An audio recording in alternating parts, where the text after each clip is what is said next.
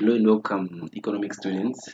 Today we are looking at the lecture of free market economy, and we did our previous video. We're talking about economics, basic economic problem, and we said is about how to allocate scarce resources given unlimited ones.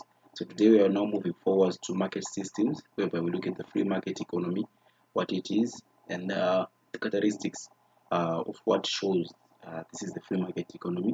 So let's get started. So a free market economy is an economic system where decision making regarding production, investment, and distribution are primarily driven by individual choices in private enterprise. So we're looking at a system that is much more focused on private individuals and how individuals make choices in private enterprises. So this is what you have to understand about the free market economy, that most of the decision making is going to be done at individual decision interest, and you have to know that there is private ownership whereby they have private property rights to own certain factors of production. In a free market economy, prices are determined by supply and demand without significant government intervention. So in a free market economy, we leave everything to market forces of supply and demand. There's limited government intervention. Competition plays a crucial role in shaping the market because competition allows innovation and efficiency, and with competition allows the market to have lower prices that benefit the consumers. Look at even the United States and the many Western countries are examples of economies with elements of the free market systems, and they're functioning and with limited government intervention. Looking at the characteristics of the free market economy, so we want to look at what can easily notify us this is a free market system. We're looking at private ownership. In a free market economy, most resources and means of production are privately owned. Meaning they have private property rights, that's private ownership.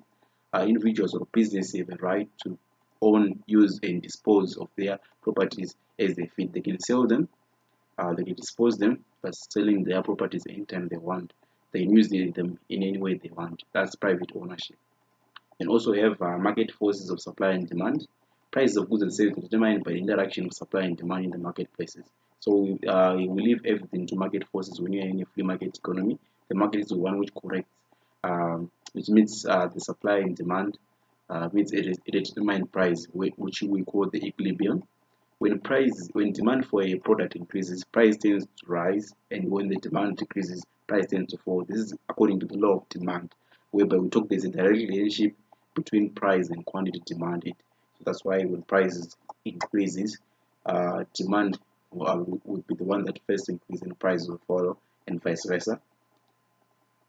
So looking at also we have profit motive. So the main reason why private individuals go into business is because they want to make more profit.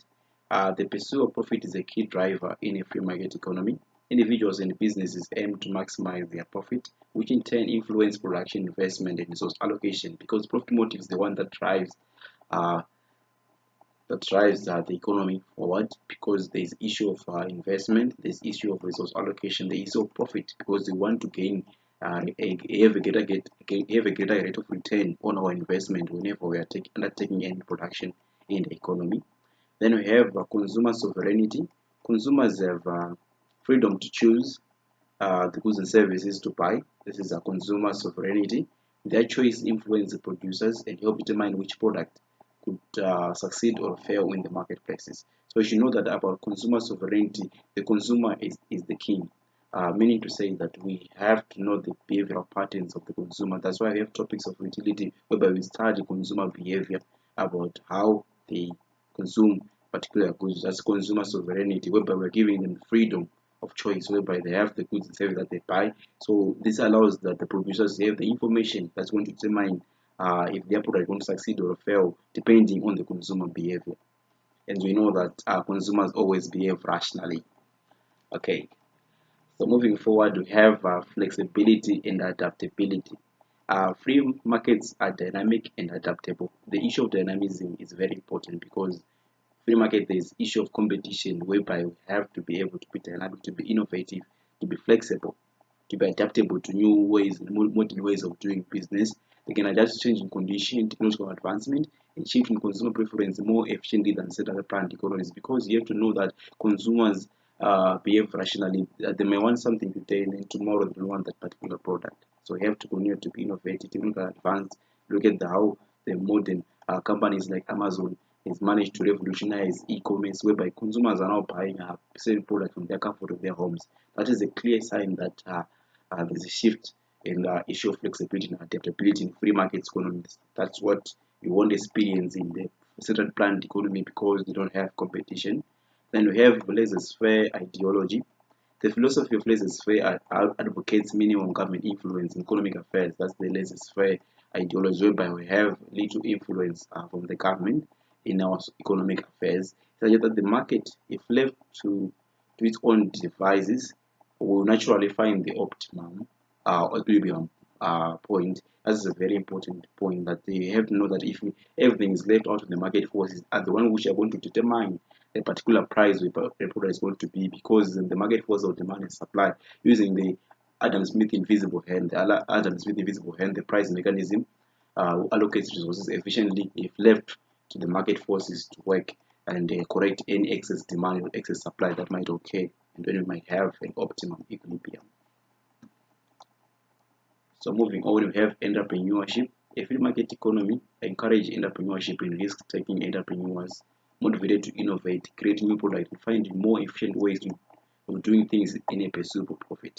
So it's the idea of modernizing, finding a way in which you can create a new product and put a price tag on it. That's the issue of entrepreneurship, whereby you have to find something that you have to solve a problem, you have to create a product that solves the problem that people want, then they give you the money. That's how you pursue the profit in a way that you will be efficiently using it.